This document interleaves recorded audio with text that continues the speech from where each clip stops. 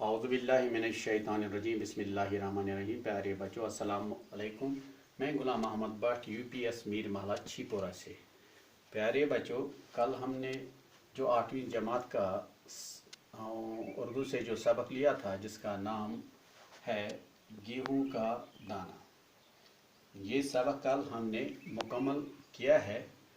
आज हम यानी 28 मई 2020 को हम इसके जो सवालात हैं, इनके जवाबात हम लिखेंगे। आप अपनी कॉपी और कलम निकालिए, मैं आपको इन सवालात के जवाब लिखाऊंगा। प्यारे बच्चों, आप अपनी किताब के पेज नंबर 46 पर आइए। सवाल है, ये कैसे पता चला कि वो अंडा नहीं गेहूं का दाना है। प्यारे बच्चों, यहाँ मैंने सवालात आप खुद लिखे जो आपकी किताब पर लिखे हुए हैं। मैंने यहाँ सिर्फ उनके जवाबात लिखे हैं। पहले सवाल का जवाब है, जब चील ने इसे छेद कर दी तो उस वक़्त ये पता चला कि ये अंडा नहीं गेहूं का दाना है। प्यारे बच्चों, मैं सवाल नंबर 1 का जवाब फिर दोहराता हूँ। जब चील ने उसे छेद कर दी तो उस वक़्त ये पता चला कि ये अंडा नहीं गेहूं का दाना है। प्यारे बच्चों, अब सवाल नंबर 2 की तरफ आप आइए। सवाल नंबर 2 है, सबसे ज़्यादा कमज़ोर कौन था, बेटा, बाप या दादा?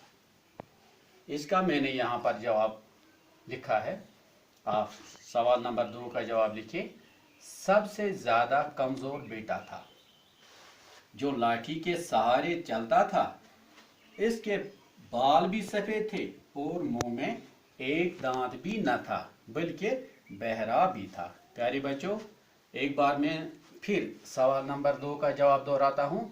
सबसे ज़्यादा कमज़ोर बेटा था, जो लाठी के सहारे चलता था।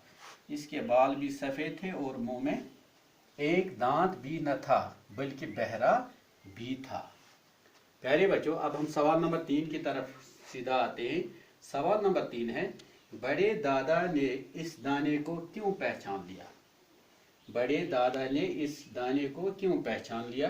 प्यारे बच्चों, ये सवाल नंबर 3 का जवाब मैंने यहाँ पर लिखा है।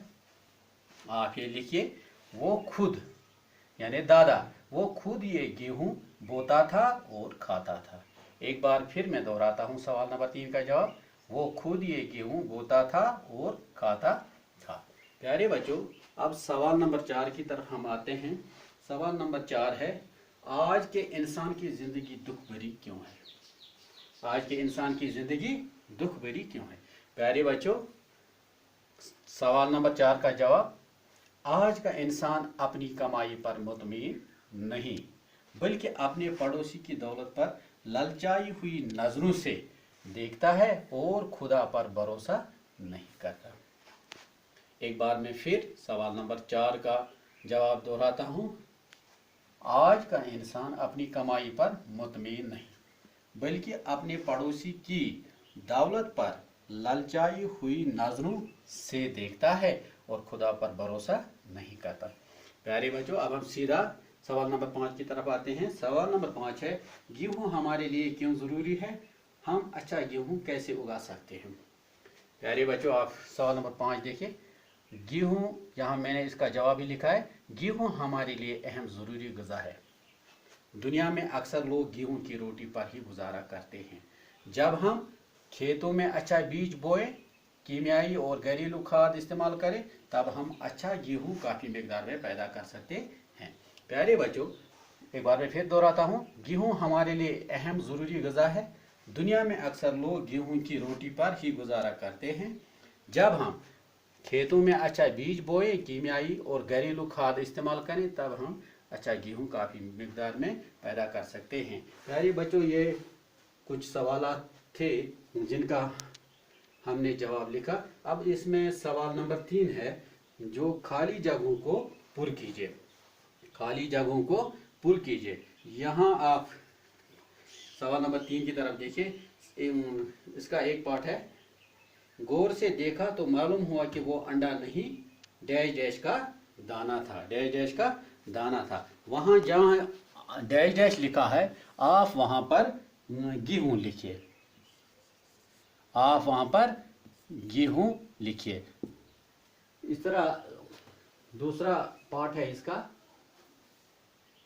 ऐसा गेहूं का डैश डैश इससे पहले किसी ने नहीं देखा था, ऐसा गेहूं का डैश डैश इससे पहले किसी ने नहीं देखा था। यानी दूसरी जगह जो खाली जगह है जहां डैश डैश लिखा है आप लिखिए दाना। अब तीसरे पार्ट की तरफ हम आते हैं। अपने पड़ोसी के माल की तरफ ललचाई हुई डैश डैश से न देखना चाहिए, यानी नजर, नजर। अब हम सीधा पार्ट 4 की तरफ आते हैं। उस वक्त हर इंसान अपनी डैश डैश पर भरोसा करता था, यानी मेहनत पर, अपनी मेहनत पर भरोसा करता था। अब हम पार्ट 5 की तरफ आते हैं। इसीलिए इसका गेहूं इतना बड़ा होता था कि देखने में अंडे की डैश डैश लगता था, अंडे की डैश डैश लगता था, यानी अंडे की तरह लगता था। प्यारे बच्चों, इस तरह हमारा सवाल नंबर 5 मुकम्मल हो गया। अब यहाँ पर इस सवाल नंबर 5 दिखाया गया है जिसमें ये लिखा है, इस कहानी को पढ़कर आपको क्या सबक मिलता है।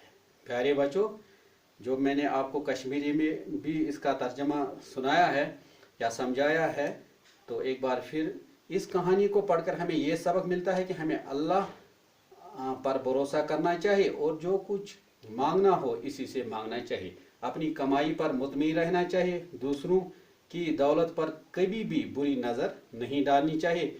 हमें खुदा पर ईमान और अपनी मेहनत पर भरोसा करना चाहिए। अगर हम ऐसा करेंगे तो हम कभी भी मायूस और परेशान न होंगे। प्यारे बच्चों, ये इस कहानी से हमें ये सबक मिलता है। आज इतना ही, मुझे दीजिए इजाज़त। कल आपसे इंशाल्लाह फिर मैं आपके रूबरू आपसे मुलाकात होगी।